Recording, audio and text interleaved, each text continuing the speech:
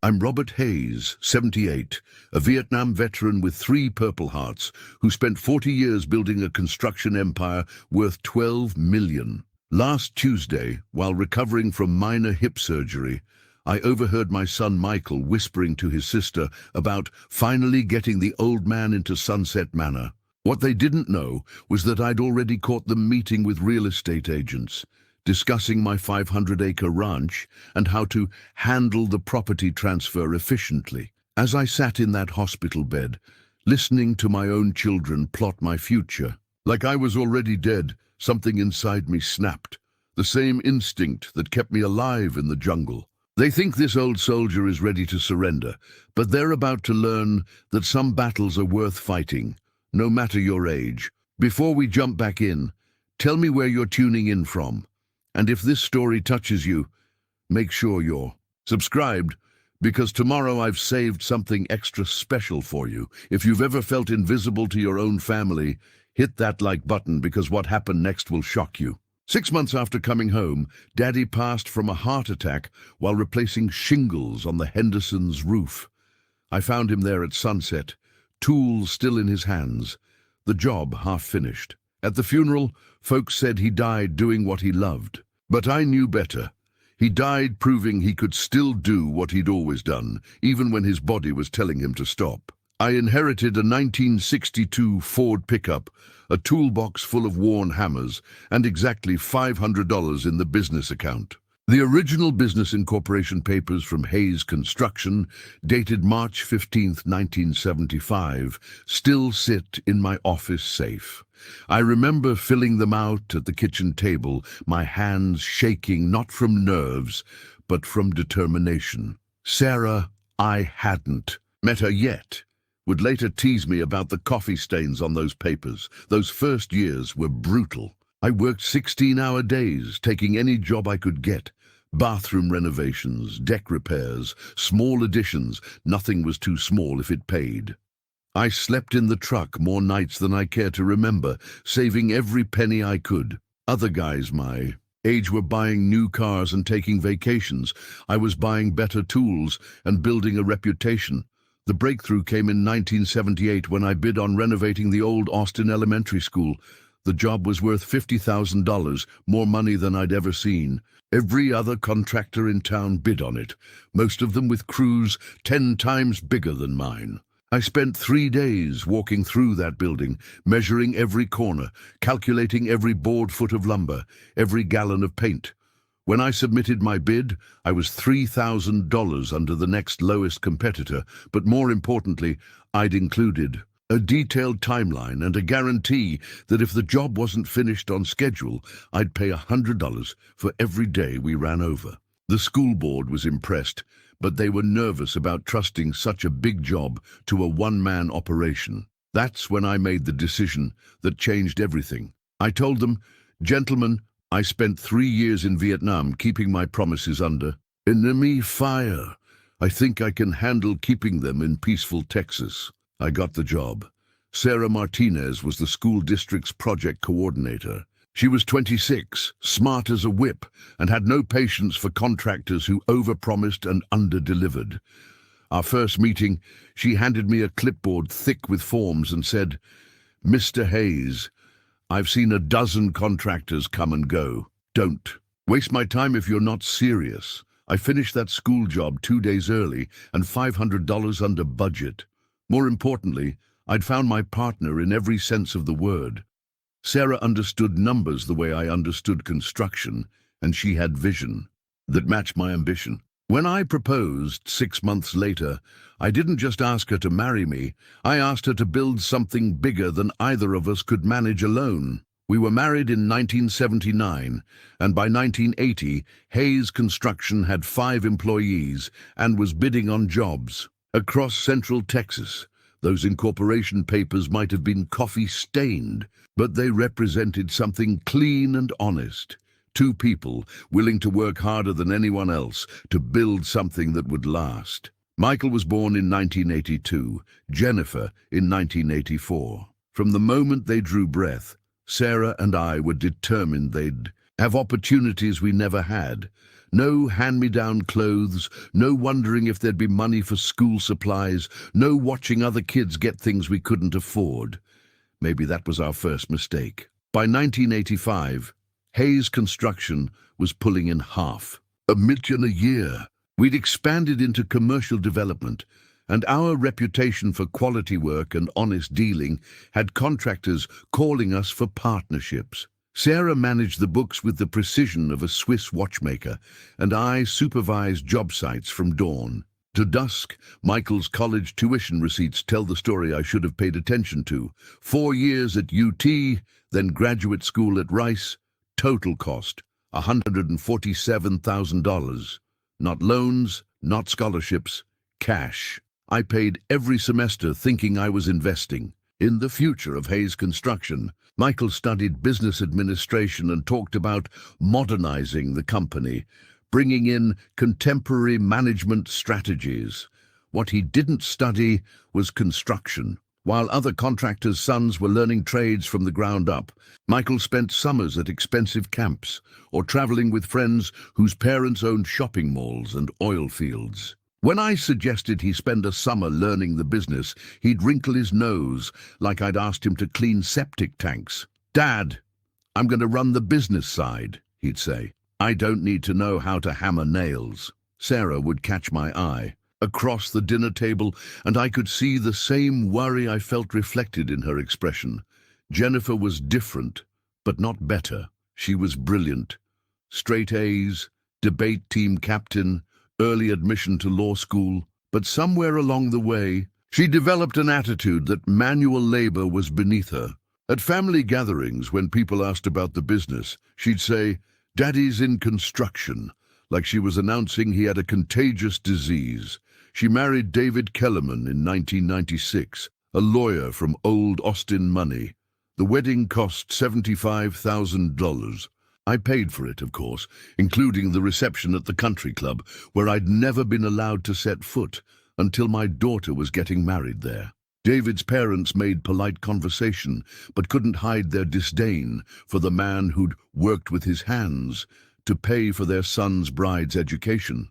The change in Jennifer was gradual, but unmistakable. Family dinners became less frequent. When she did visit, she'd comment on our rustic furniture or suggest we upgrade to a more fashionable neighborhood. Sarah and I lived in the same house where we'd started our marriage, a comfortable ranch on 10 acres outside town. It was paid for, practical, and ours.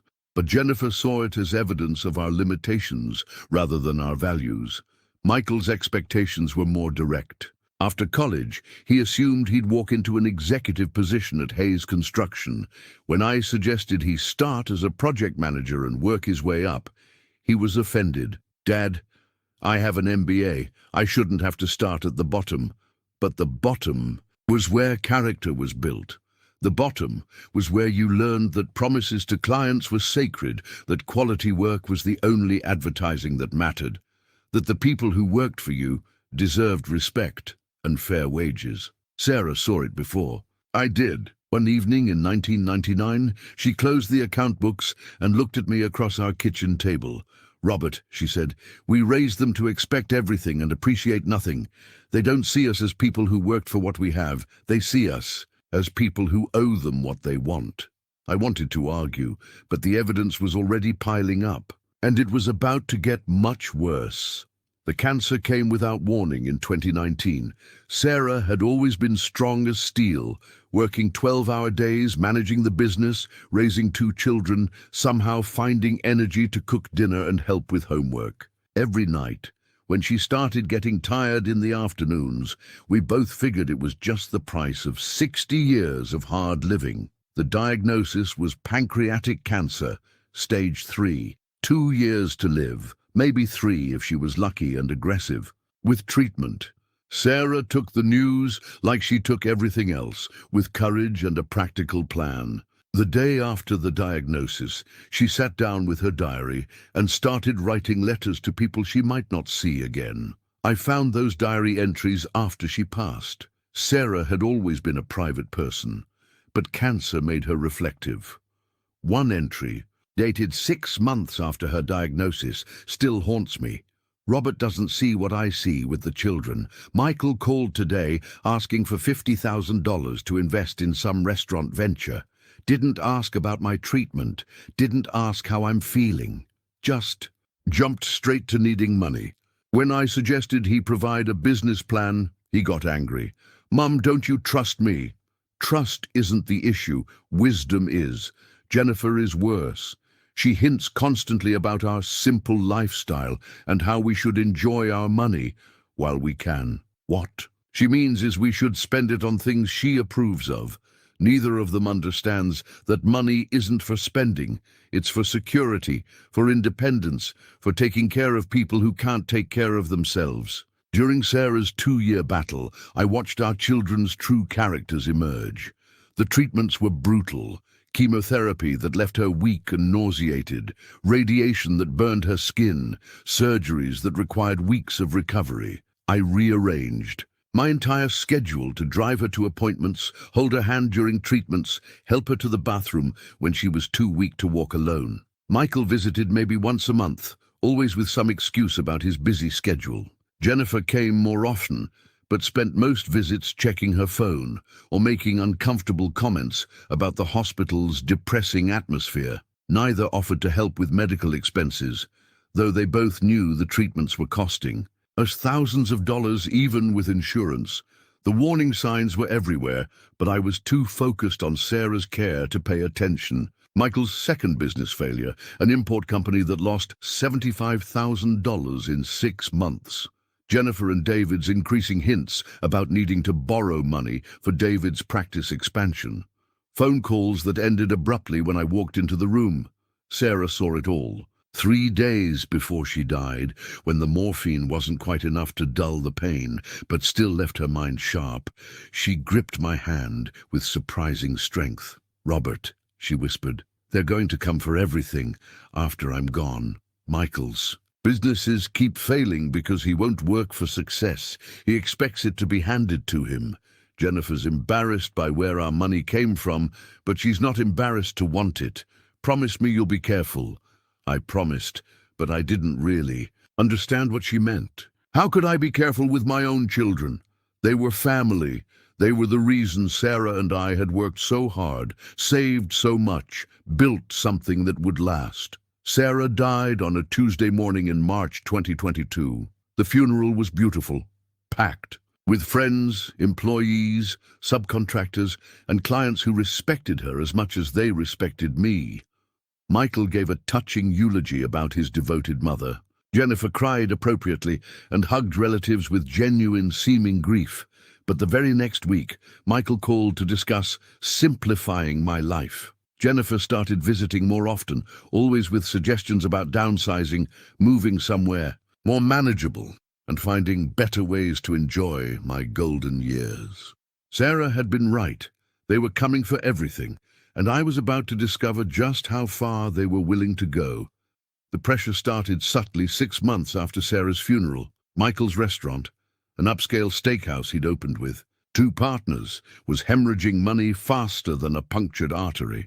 I learned about Michael's business loan default notice when I accidentally opened mail addressed to him at my house. He'd been using my address for credit applications, apparently hoping my solid financial history would improve his chances. The default notice was for $300,000. $300,000 on a restaurant that had been open less than 18 months.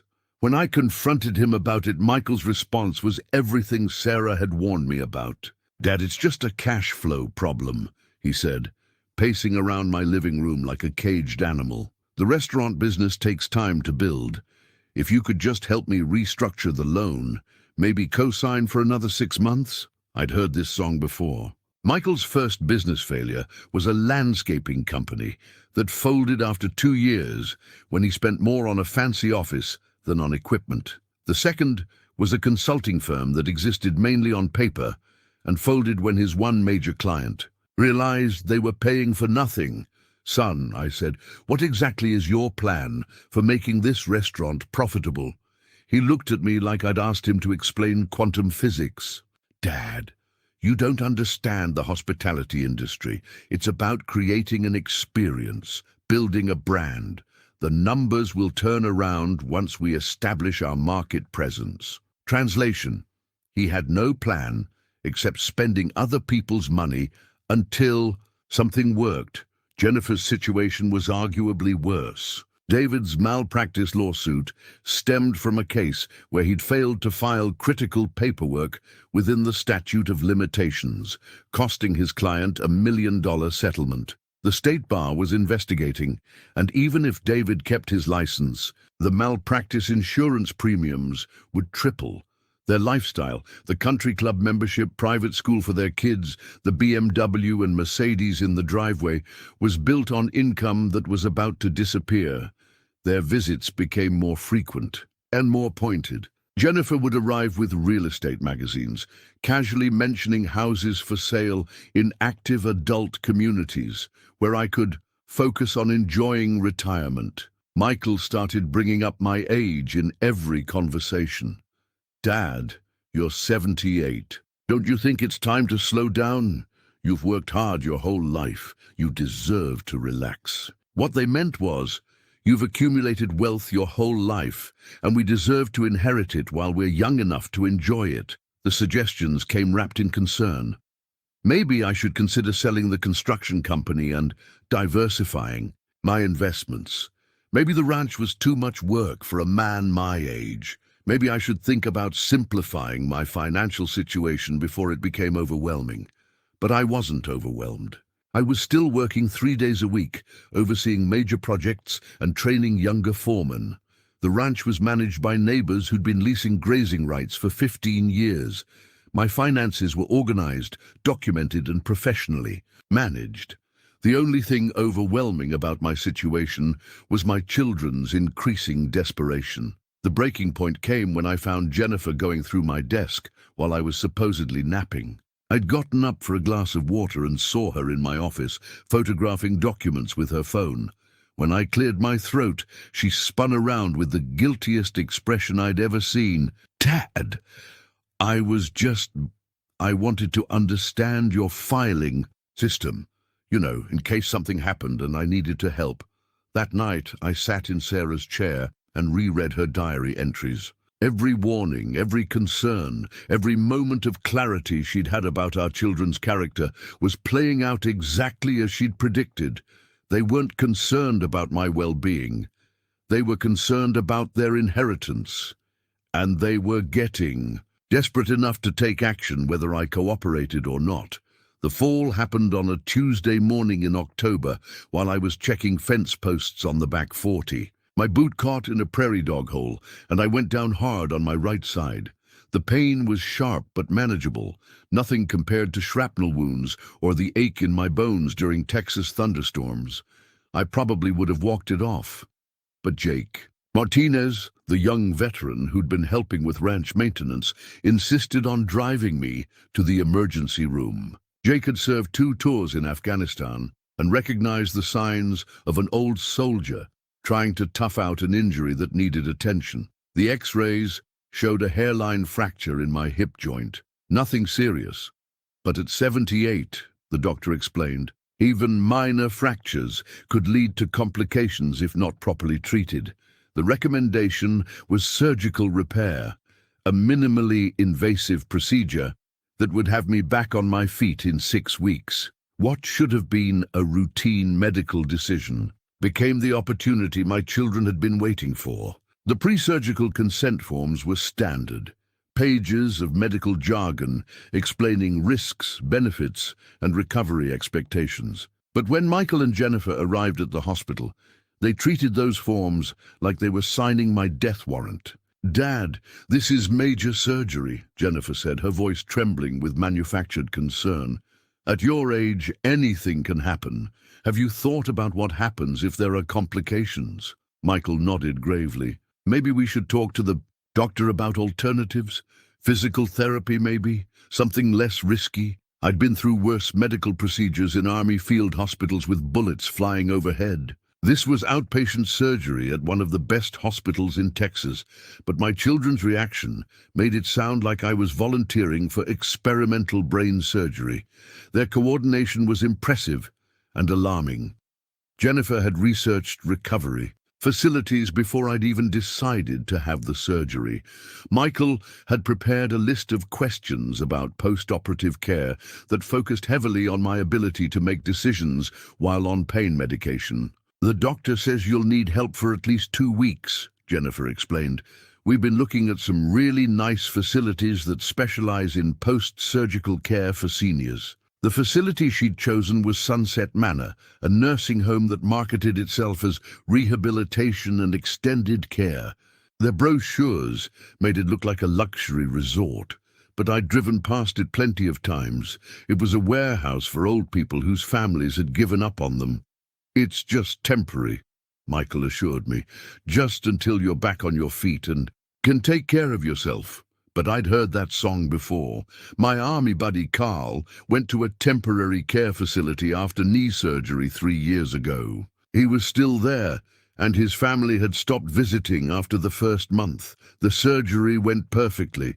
2 hours, minimal complications, and I was awake and alert by evening. But listening to my children discuss my recovery, you'd think I'd barely survived a heart-lung transplant. "The anesthesia can affect cognitive function in older patients," Jennifer told the nurse, as if I wasn't sitting right there. "We want to make sure he's not making any important decisions while he's not thinking clearly." "Dad's always been independent," Michael added. "Sometimes too independent. We're concerned he might try to do too much too soon and hurt himself." They were building a case. Every conversation, every concern, every suggestion was designed to establish that I was no longer capable of taking care of myself. The hip surgery wasn't a medical procedure. It was the excuse they needed to implement their plan, and I was finally beginning to understand exactly what that plan involved. Recovery from hip surgery is mostly boring. The pain is manageable with medication, but you spend a lot of time lying still, listening to the sounds of the hospital around you. Nurses checking on other patients, families having whispered conversations, the occasional emergency that brings running footsteps and urgent voices. On my second night, I was drifting in and out of sleep when I heard Michael and Jennifer in the hallway outside my room. They thought I was unconscious, or at least too medicated to pay attention. They were wrong. "The timing is perfect," Jennifer was saying. "He's going to need at least 6 weeks of recovery, maybe more. Once he's settled at Sunset Manor, we can start the guardianship paperwork." "Are you sure about the legal requirements?" Michael asked. "I don't want this to blow up in our faces." David's researched it thoroughly. Dad's age, the surgery, the pain medication, it all supports our case that he needs assistance with major decisions. The nursing home will document any confusion or memory issues. After 90 days, guardianship becomes almost automatic.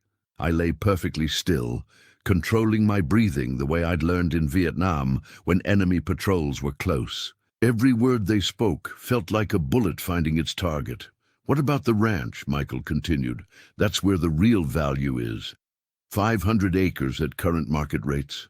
We're looking at close to 8 million just in land value. The house and outbuildings add another million, plus Dad's investment accounts, the business assets, 12 million total, maybe more. David thinks we can liquidate everything within 6 months if we move quickly." They were talking about my life's work like it was already theirs. 40 years of building, saving, and planning, reduced to numbers on a spreadsheet they could divide between themselves. The next morning, I pretended to be groggy when Jennifer visited. She perched on the edge of my bed with a concerned expression that would have won an Academy Award. "Dad, the doctor says you're recovering well, but we need to talk about what happens next." I mumbled something about going home, playing the role of the confused elderly patient they needed me to be. "That's what we're worried about," she said gently.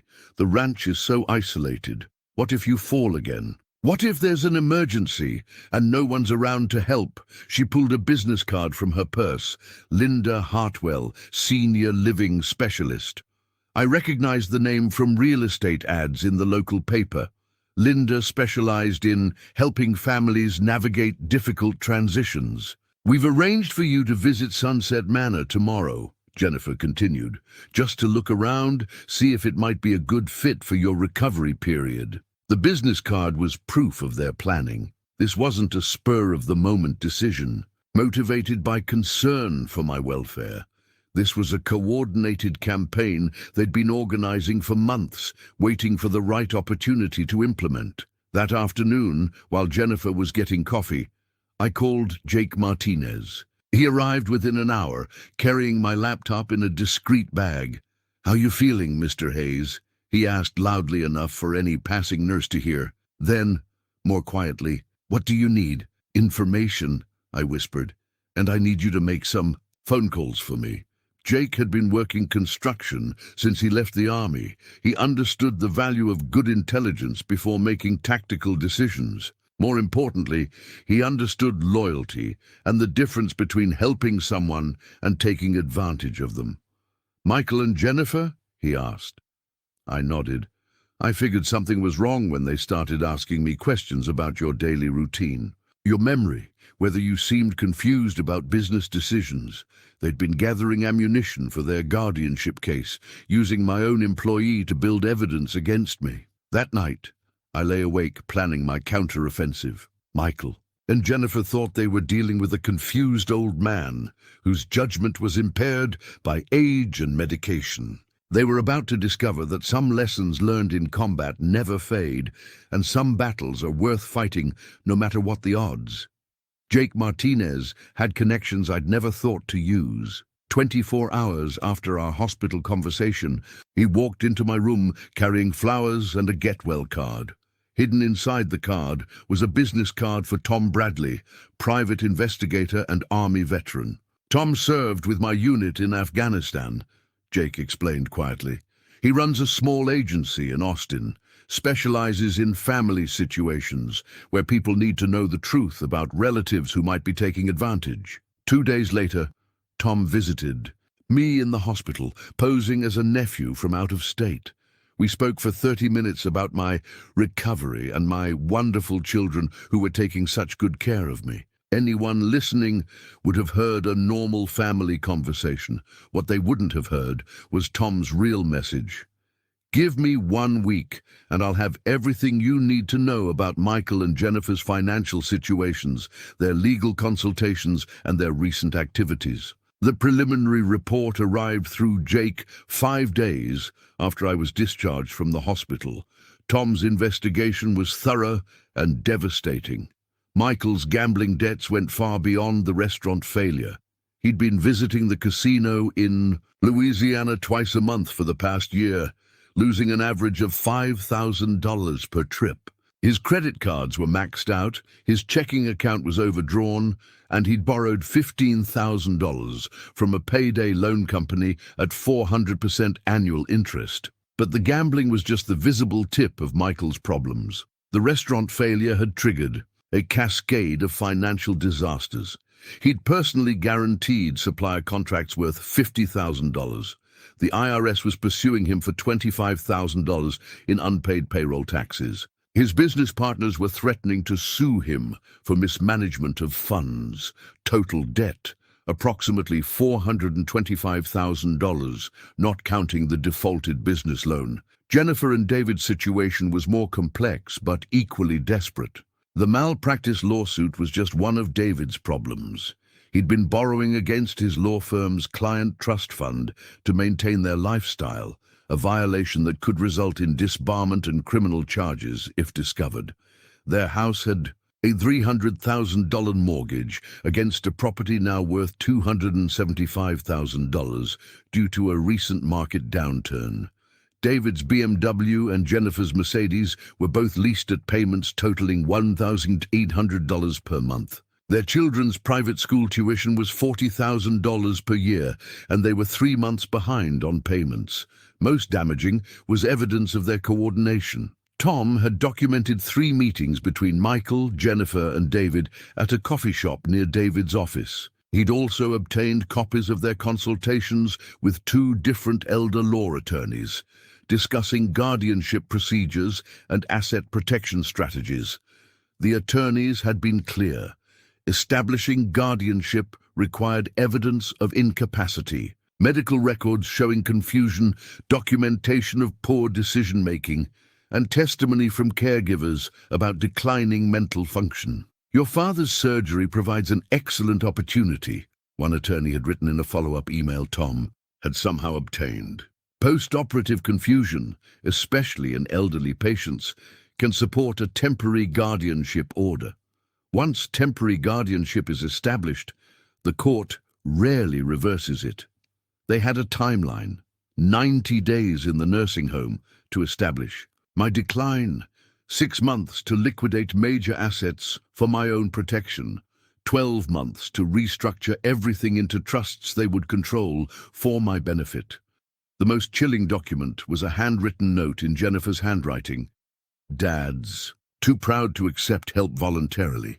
We have to force the issue before he makes decisions that hurt the family's financial security." My financial security had become their financial security in their minds. My independence was a threat to their inheritance.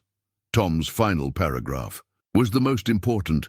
"Mr. Hayes, your children are not just desperate, they're dangerous. Desperate people make bad decisions, and they've already started down a path that could destroy your autonomy permanently. If you're going to act, it needs to be soon, and it needs to be decisive." That evening I sat in my recliner with the investigation report spread across my lap. 43 years of marriage to Sarah, 38 years raising Michael and Jennifer, and it had come to this. My own children plotting to steal my freedom and my life's work. But Tom Bradley had given me something more valuable than information. He'd given me tactical intelligence. And any soldier will tell you that good intelligence is the difference between victory and defeat. The day after receiving Tom's report, I called Jim Mitchell. Colonel James Mitchell had become one of Austin's most respected estate planning attorneys, but to me, he'd always be the young lieutenant who'd shared that rice paddy in Vietnam and promised to go to law school when the shooting stopped. "Robert," he said when his secretary put me through, "I heard about the surgery. How are you recovering?" "Better every day," I said. "But I need to see you about some legal matters. Can you come to the ranch?" "Of course." "When?" "Today, if possible. And Jim, I need this kept completely confidential. Don't mention it to anyone. Don't put it on your calendar. This is between us." Jim had heard that tone before. In Vietnam, it meant someone's life was in danger.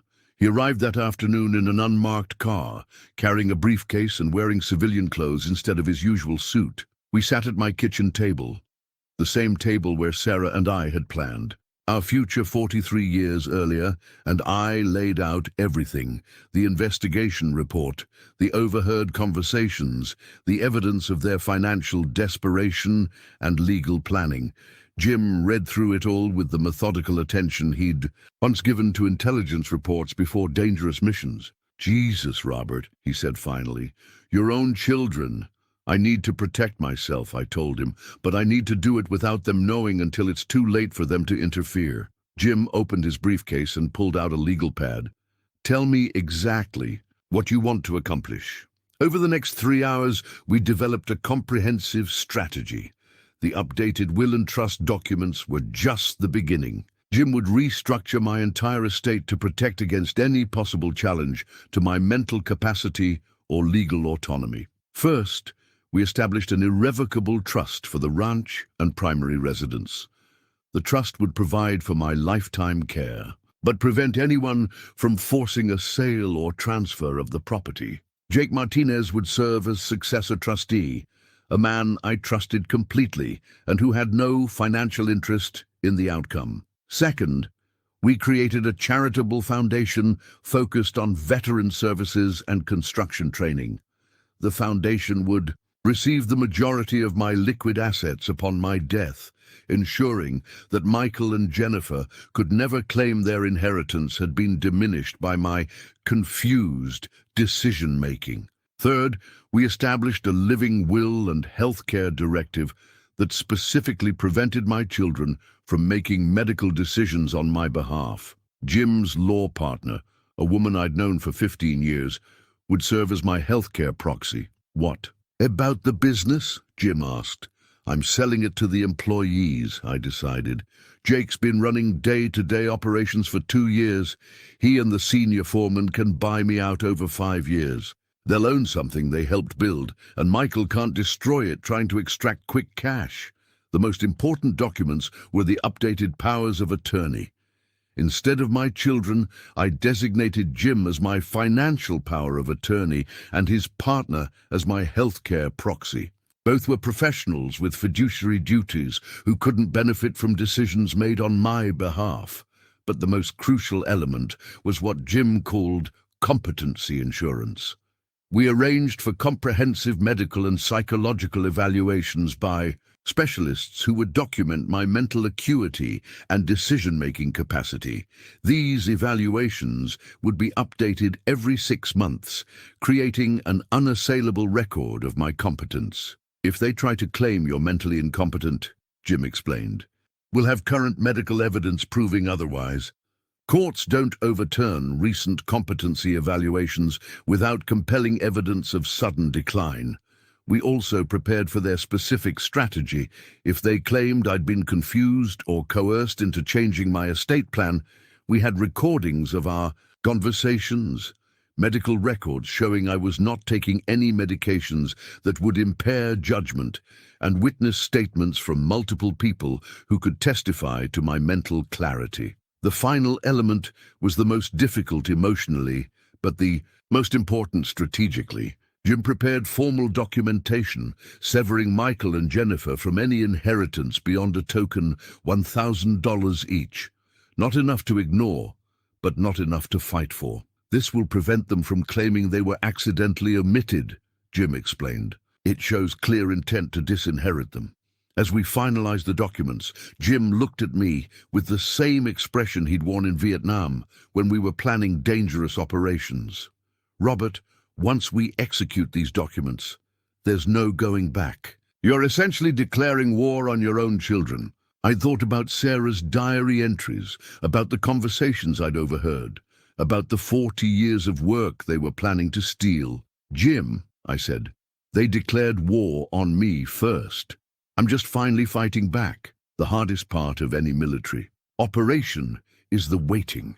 You've planned your strategy, positioned your assets, and prepared for every contingency you can imagine. Then you have to execute the plan while your enemy thinks they're winning. For the next 3 weeks, I became the confused elderly man Michael and Jennifer needed me to be. I started small. During Michael's visits, I'd ask him the same question. Twice in one conversation. How's the restaurant doing, I'd say. Then 15 minutes later, Michael, how's that restaurant of yours? He'd exchange glances with Jennifer, and I could see the satisfaction in their eyes. I began having trouble with technology. My smartphone, which I'd been using competently for 5 years, suddenly became confusing. I'd ask Jennifer to help me check my bank balance online, then act frustrated when the screen showed information I couldn't understand. Dad, maybe we should simplify your banking, she'd suggest gently. Having so many different accounts must be overwhelming. The fake medical assessment report was Jim Mitchell's idea. His law firm occasionally worked with a geriatric psychiatrist named Dr. Patricia Vaughan, who understood that elderly people were often victimized by family members claiming incompetence. Dr. Vaughan was willing to prepare a misleading preliminary assessment that would give Michael and Jennifer false confidence while protecting me legally.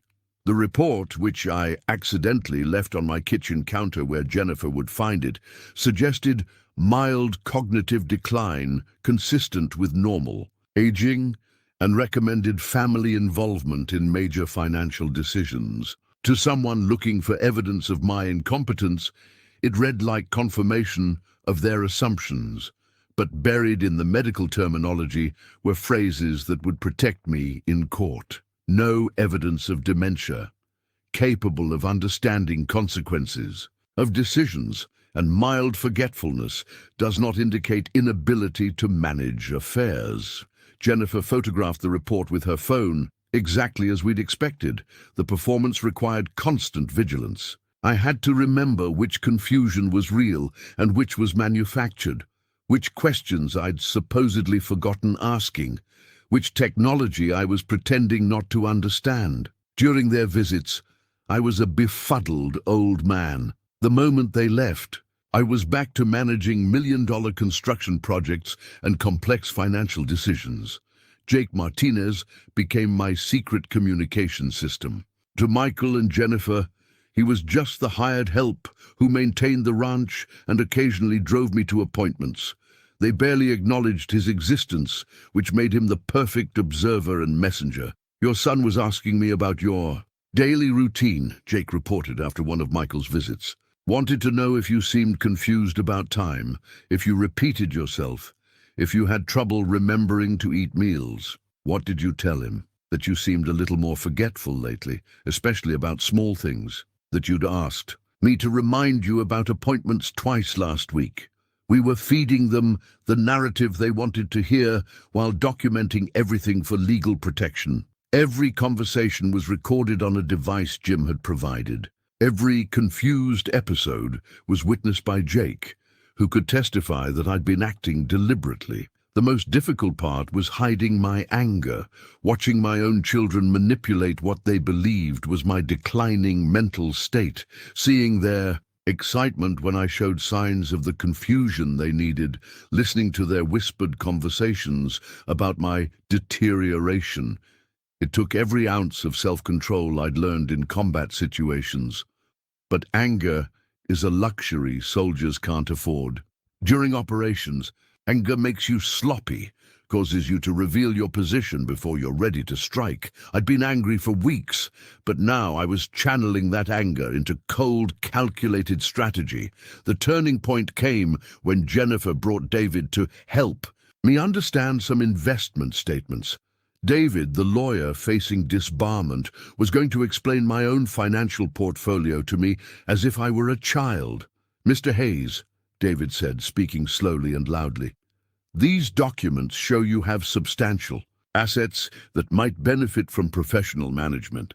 I nodded eagerly, like a grateful patient accepting help from concerned family members. What David didn't know was that every word of our conversation was being recorded, and that his professional management suggestions would soon be evidence in a criminal investigation of his own financial misconduct.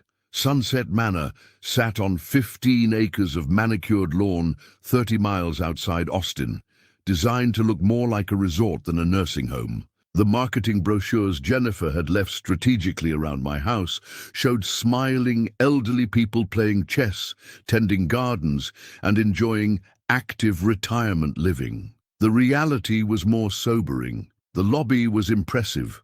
Marble floors, fresh flowers, soft classical music playing from hidden speakers. But the smell gave it away, industrial disinfectant trying unsuccessfully to mask the odors of too many old people living too close together. I'd visited enough veterans in similar facilities to recognize the signs. Linda Hartwell, the senior living specialist, met us at the front desk.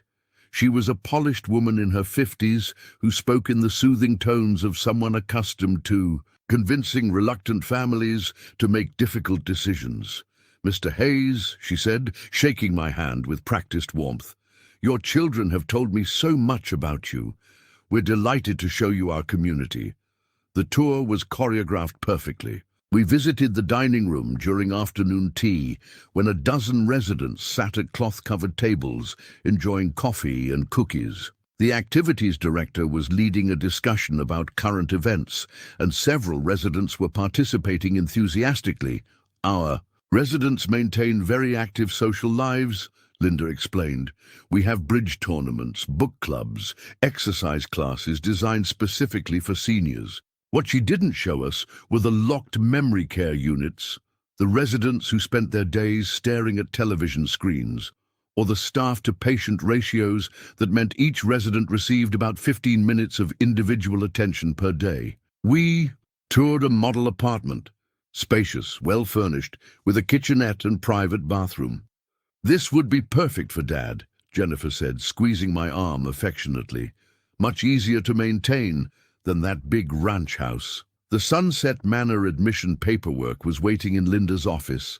As she explained the process, I let my eyes glaze over slightly, playing the role of an overwhelmed elderly man who needed family guidance for major decisions. "The initial commitment is just 90 days, Linda assured me. "That gives you time to adjust and decide if Sunset Manor is the right fit for your long-term needs." But I'd read the fine print.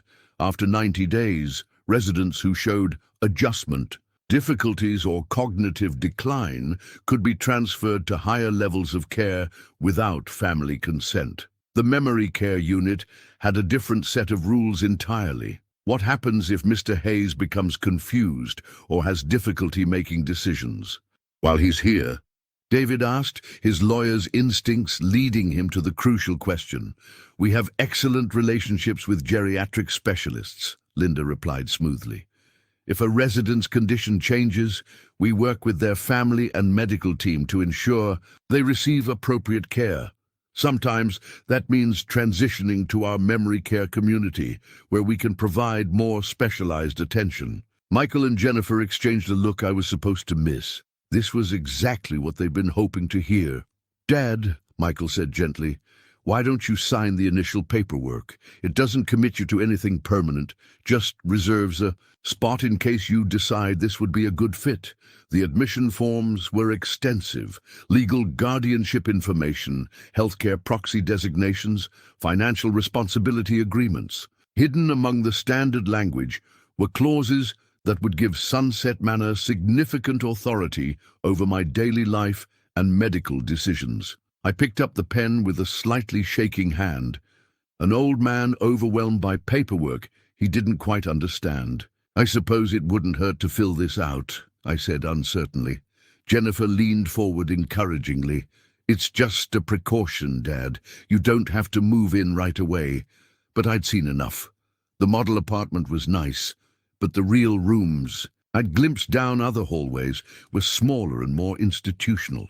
The happy residents in the common areas were outnumbered by those sitting alone in wheelchairs, staring at nothing. The staff was polite but hurried, clearly overworked and understaffed. Most importantly, I'd seen the admission paperwork.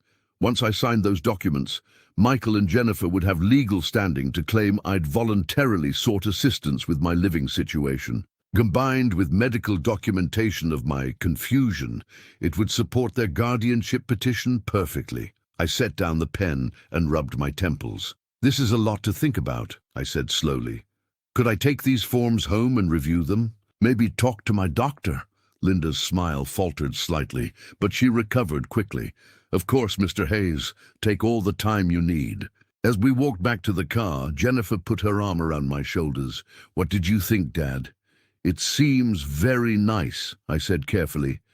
"Very safe." What I was really thinking was that Sunset Manor represented everything I'd fought against. My entire life, surrendering independence for the illusion of security, trading freedom for the promise that someone else would take care of everything.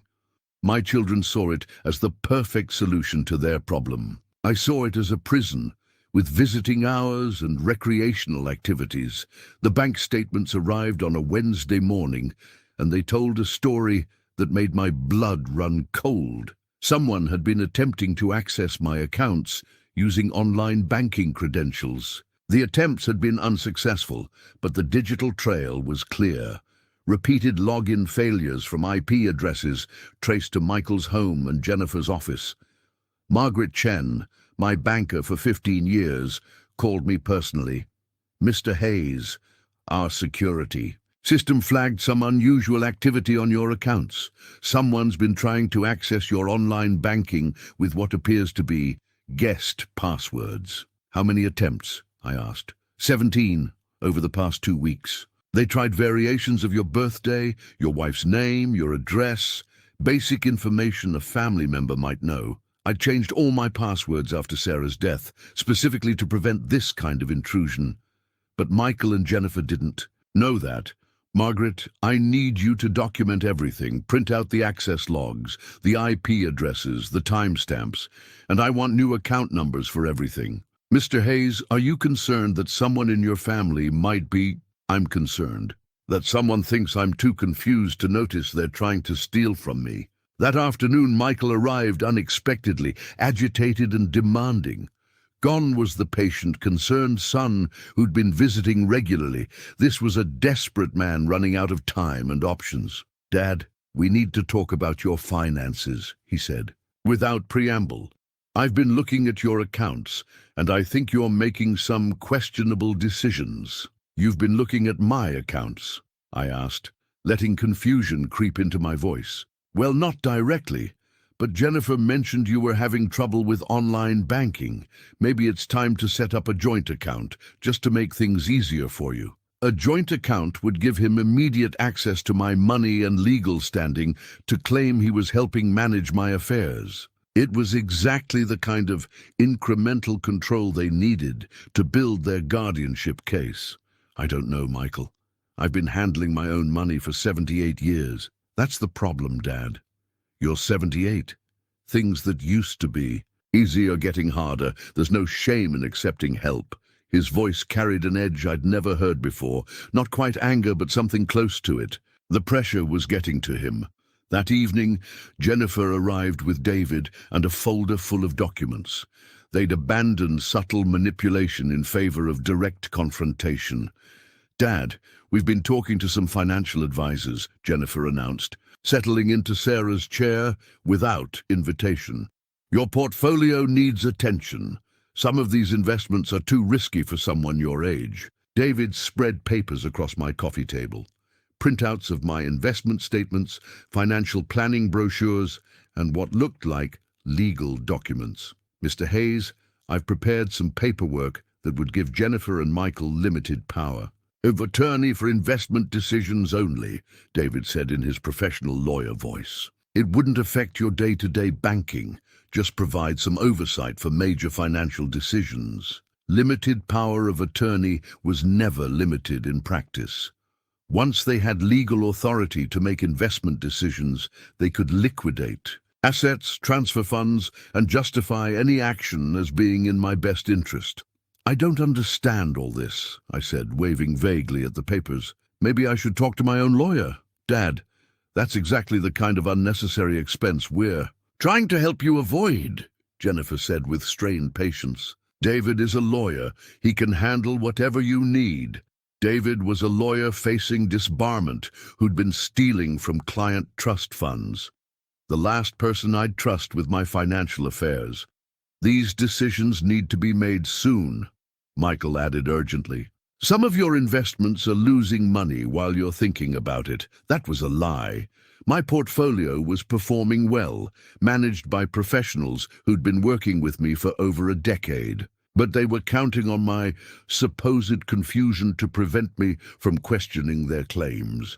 I need time to think, I said, standing up slowly as if the conversation had exhausted me. Dad, you've been saying that for weeks, Jennifer snapped, her mask of patience finally slipping.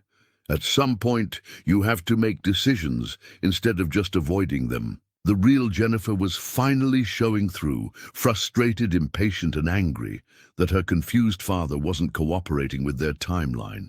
After they left, I sat in my kitchen reviewing the unauthorized banking attempts, the power of attorney, documents, and the timeline they were trying to impose. They'd moved from subtle manipulation to direct pressure to barely concealed threats. Sarah had warned me this moment would come. The question was no longer whether to confront them, but when and how to do it most effectively. I chose a Sunday afternoon for the confrontation. Michael and Jennifer always visited together on Sundays, usually staying for dinner and spending several hours pressuring me about various decisions. It was their regular opportunity to coordinate their manipulation efforts. They arrived at 2 o'clock, David in tow, carrying his lawyer's briefcase full of documents I was supposedly too confused to understand. Jennifer brought homemade cookies, her way of maintaining the fiction that these were loving family visits, rather than strategic planning sessions. "Dad, you look tired," Michael said, settling into his usual chair. "Are you getting enough sleep?" "I sleep fine," I replied, "though I've been having some interesting dreams lately." "Dreams?" Jennifer asked, alert to any sign of confusion she could document. "About your mother. She's been warning me about things, family things." They exchanged glances, exactly the kind of statement that would support claims of declining mental capacity. An elderly widower having conversations with his dead wife was textbook evidence of cognitive decline. "Dad, maybe we should talk to Dr. Patterson about adjusting your medications," Jennifer suggested gently. "I'm not taking any medications that would cause hallucinations," I said clearly. "And I'm not having hallucinations. I'm having memories of conversations Sarah and I had before she died. Conversations about the two of you. The temperature in the room dropped 10 degrees. "What kind of conversations?" David asked carefully. I walked to my desk and returned with Tom Bradley's complete investigation file, 3 inches thick, professionally bound, with tabs separating sections on Michael's gambling debts, Jennifer's financial situation, their legal consultations, and their coordination efforts. The kind of conversations where a dying woman warns her husband that their children are more interested in inheritance than family. I set the file on the coffee table between us. Michael's face went white. Jennifer's mouth opened slightly, then closed without sound. "Let me share some interesting facts I've learned recently," I continued, opening the file to the first section.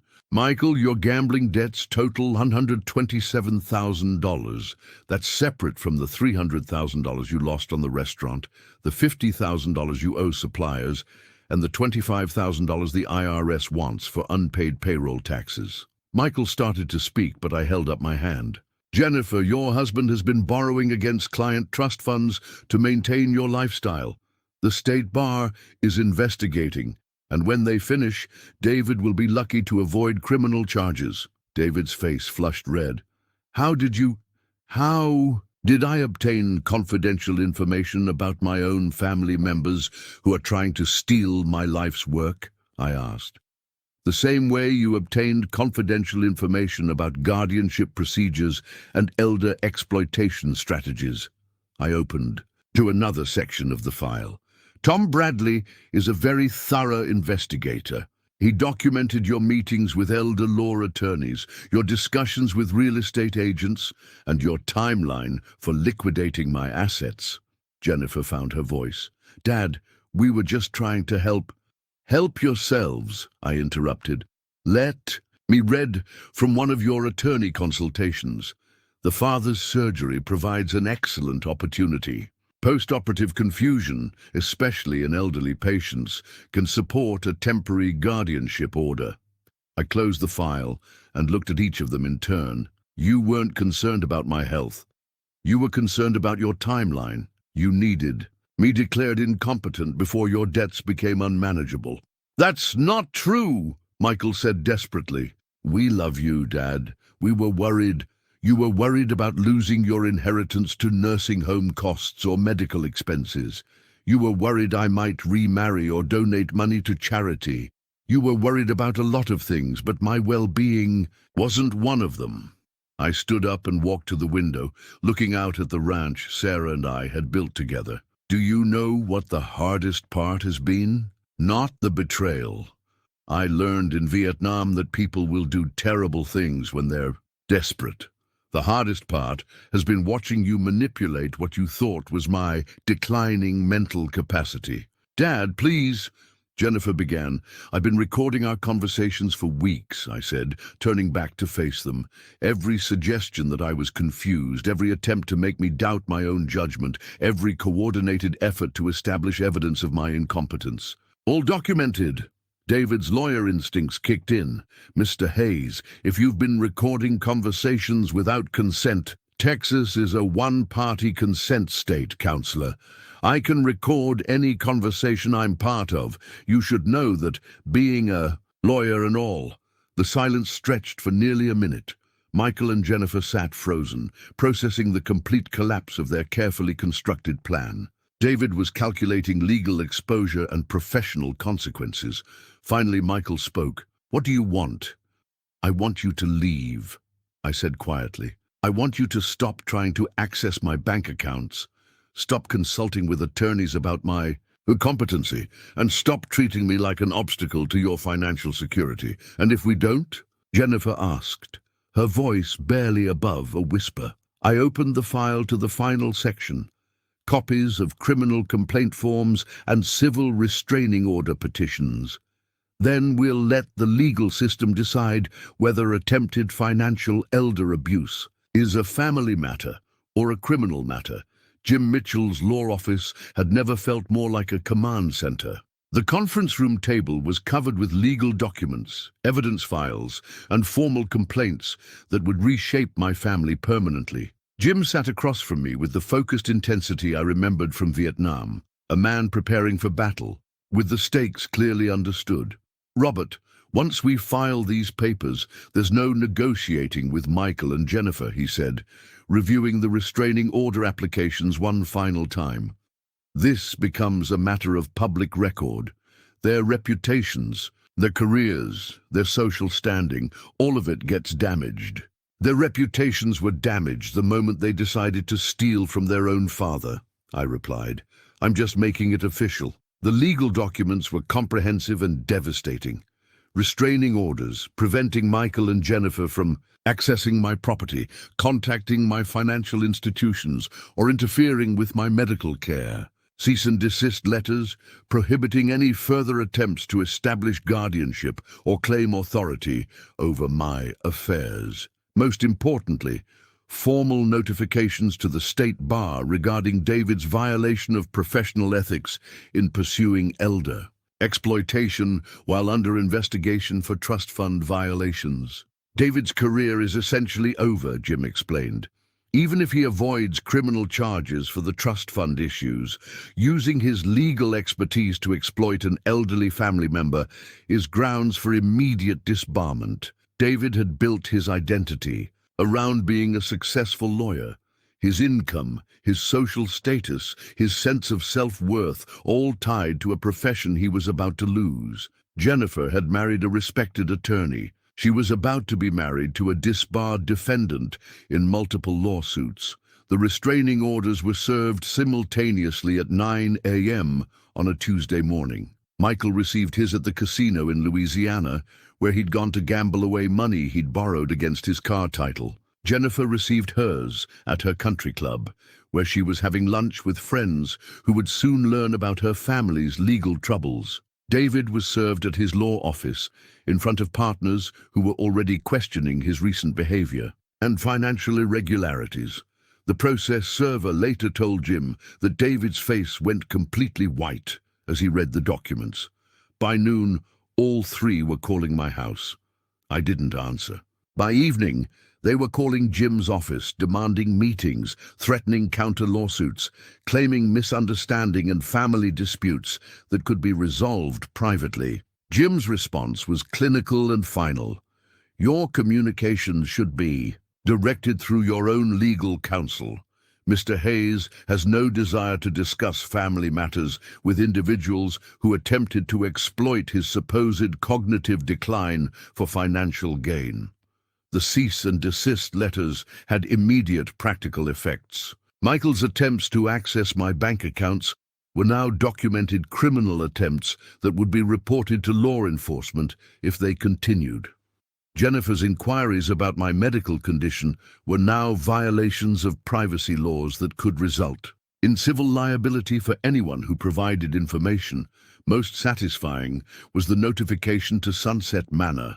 Linda Hartwell, the senior living specialist, received a formal letter explaining that any admission paperwork signed under duress or misrepresentation would be void, and that the facility could face liability for participating in elder exploitation schemes.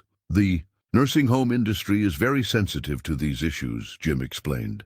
Sunset Manor will never accept you as a resident now, even if you genuinely wanted to live there. The legal risk is too high. 3 days after the legal papers were served, I received a visit from Detective Maria Santos of the Austin Police Department's Elder Crimes Unit. She was a professional woman in her 40s who specialized in financial crimes against seniors. Mr. Hayes, we've received the documentation your attorney provided regarding attempted financial exploitation by family members, she said, settling into my living room with a notepad and recorder. I need to ask you some questions about the alleged incidents. The interview lasted 2 hours. Detective Santos was thorough and sympathetic, but also skeptical.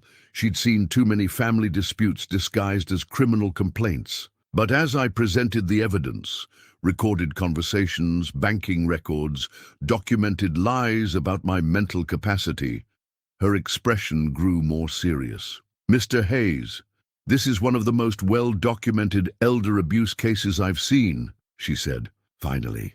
Your children were clearly engaged in a coordinated effort to gain control of your finances through deception and manipulation. What happens now? We're opening a formal investigation. If the evidence supports criminal charges, the district attorney's office will decide whether to prosecute. Michael and Jennifer weren't just facing civil restraining orders and professional embarrassment. They were facing potential criminal charges for attempted elder abuse, fraud, and conspiracy. The war they'd started was over, but the consequences were just beginning. The Hayes Veterans Foundation charter documents were signed on a Thursday morning in November, exactly 1 month after the restraining orders were served. Jim Mitchell had prepared the legal paperwork, but the real work had begun weeks earlier when I started reaching out to veterans who understood the value of loyalty and hard work. Jake Martinez stood beside me as we signed the incorporation papers, his calloused hands steady on the pen as he accepted the position of executive director.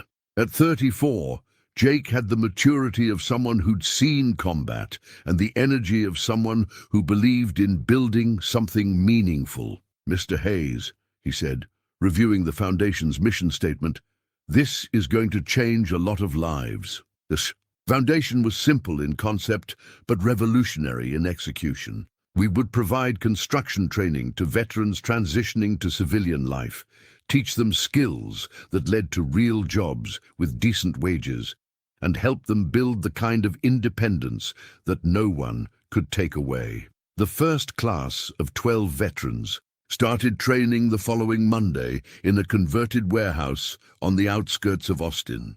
Men and women who'd served in Iraq, Afghanistan, and conflicts I'd never heard of, all learning the same skills I'd learned from my father 60 years earlier. But these weren't just students. They were becoming the family Michael and Jennifer had never been. Tommy Rodriguez, a Marine who'd lost his left leg to an IED, was learning to operate heavy equipment with adaptive controls. Mr. Hayes, he told me during our first week, I haven't felt this useful since I left the Corps. Maria Gonzalez, an Army medic, was mastering electrical work with the precision she'd once used to save lives in field hospitals. This is real, she said, holding up a handful of wire nuts. Nobody can take these skills away from me. The warehouse became a gathering place for veterans who understood that work was dignity, that competence was confidence, and that loyalty was earned through action rather than blood relation. We ate lunch together, shared stories, and built something that would outlast all of us. But the veteran who reminded me most of myself was Danny Chen, a quiet former Navy Seabee who'd done 3 tours building bases in hostile territory. Danny had the same methodical approach to construction I developed, the same respect for quality work, and the same understanding that buildings were more than structures.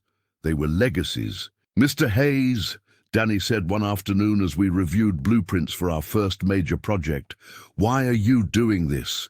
You could be retired enjoying your money. I thought about Michael and Jennifer, about the children who'd seen my wealth as their inheritance rather than the product of a lifetime's work. Danny, I'm 78 years old. Money sitting in a bank account doesn't help anybody, but skills, knowledge, the ability to build something with your hands, that's worth passing on. Our first project was ambitious, a housing complex for homeless veterans funded entirely by the foundation.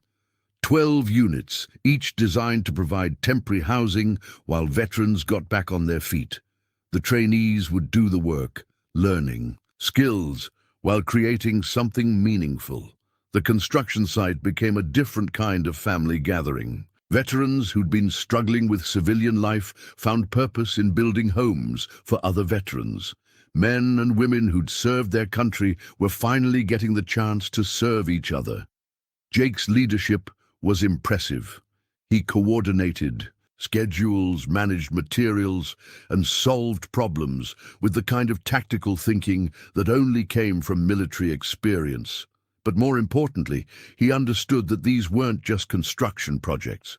They were healing projects. Some of these guys haven't had a real purpose since they left the service, Jake explained during one of our evening planning sessions. This gives them something to believe in again. The foundation's success was measured not just in buildings completed or veterans trained, but in lives rebuilt. Tommy Rodriguez started his own adaptive equipment company. Maria Gonzalez was hired by the city's electrical department. Danny Chen became my unofficial assistant, helping design training programs for future classes. They weren't my children by blood, but they were my children by choice. They understood that everything worth having required work, that loyalty was earned through action, and that family was defined by who showed up when things got difficult. Michael and Jennifer had seen my wealth as their birthright. These veterans saw my knowledge as an opportunity to build their own wealth through their own efforts. The difference was everything. The construction blueprints for the veteran housing project covered my entire kitchen table, just like the original. Hayes' construction plans had 40 years earlier, but these blueprints represented something different, not just buildings, but redemption for men and women who'd served their country and were now serving each other. At 78, I should have been supervising from a comfortable chair, offering advice and letting younger men do the physical work. Instead, I found myself at the job site every morning at 7, hard hat on my head, reviewing progress and quality control with the intensity I'd brought to every project since 1975. "Mr. Hayes, you don't need to be here every day," Jake had said during our second week of construction. "We've got this handled." "I know you do," I replied, watching Tommy Rodriguez operate a modified excavator with the precision of a surgeon. "But this is the most important project I've ever built. I want to be part of it." The work was healing me in ways I hadn't expected. After months of dealing with lawyers, restraining orders, and family betrayal, there was something deeply satisfying about solving problems that involved concrete and lumber rather than human nature. Danny Chen had become my unofficial partner, reviewing each phase of construction with the attention to detail that military engineering required. We would walk the site together each morning, checking foundation work, examining framing, ensuring that every detail met standards that would last decades. "These houses need to be perfect," Danny said, running his hand along a wall stud to check. "For straightness. The guys who live here have been through enough. They deserve homes that won't fall apart on them." The veteran housing project was generating attention throughout Austin. Local media covered our progress, praising the innovative approach of veterans building homes for veterans. City officials visited regularly, impressed by the quality of work and the transformation they saw in the workers. But the most meaningful recognition came from unexpected sources. Sarah's old friends from the school district started volunteering, bringing lunch to the workers and helping with landscaping. Subcontractors who'd worked with Hayes Construction for decades donated materials and expertise. The community was embracing something they recognized as authentic and valuable.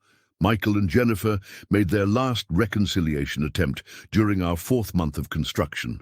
They appeared at the job site together, both looking haggard and desperate. The restraining orders had been modified to allow supervised contact, but they were still facing criminal investigation and civil liability. "Dad, can we please talk?" Jennifer asked, her voice barely audible over the sound of construction equipment.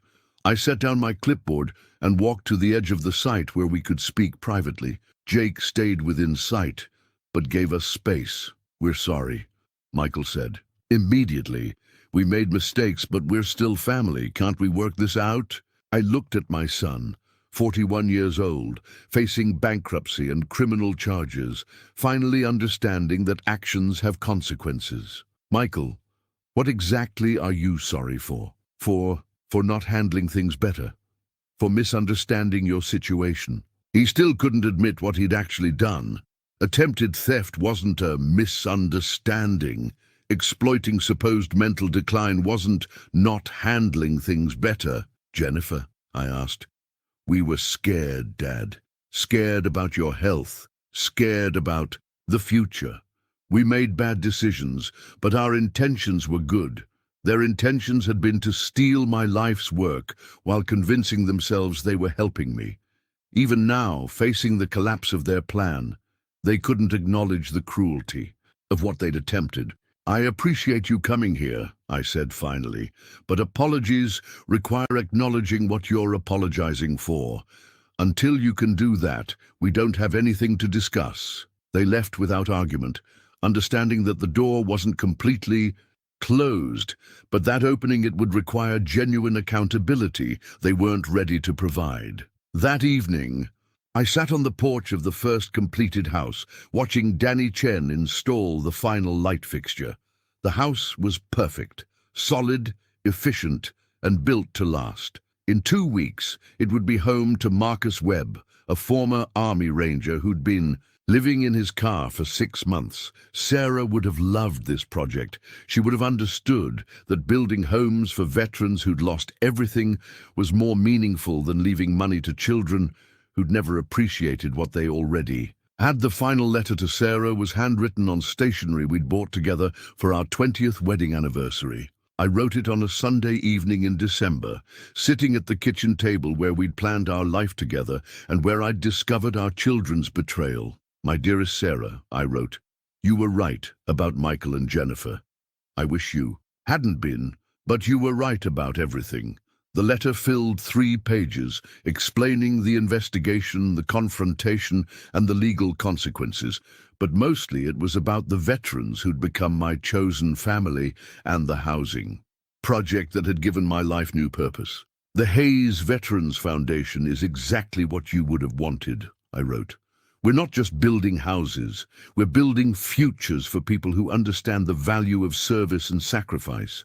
Danny Chen reminds me of myself at 30, full of determination and respect for honest work. Jake Martinez has the leadership qualities Michael never developed. These men and women are carrying forward everything we built together." I sealed the letter in an envelope and placed it in my desk drawer, next to Sarah's diary and the Bronze Star citation that had started my journey toward understanding what honor really meant. The Veteran Housing Project was completed 2 weeks before Christmas.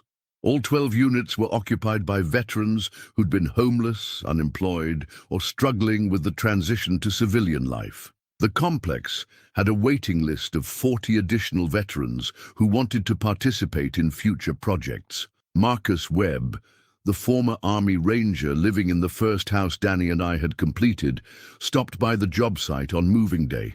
"Mr. Hayes," he said, shaking my hand with both of his, "I haven't had a real home in 3 years. Thank you." That handshake meant more than every business contract I'd ever signed, every profit I'd ever earned, every bank statement that had impressed Michael. And Jennifer, the foundation's success attracted attention from veterans organizations nationwide.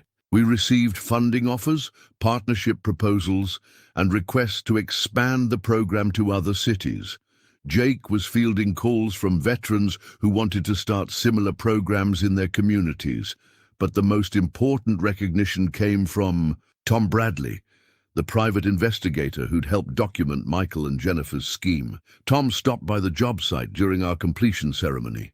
Mr. Hayes, I've worked a lot of elder abuse cases, he said, watching veterans and their families touring the new houses. Usually the families never recover from the damage, but you've built something better than what you lost. He was right. Michael and Jennifer had tried to steal my independence and legacy. Instead, they'd forced me to discover what my legacy really was. Not money in bank accounts or property to be inherited, but knowledge passed on to people who would use it to build their own success.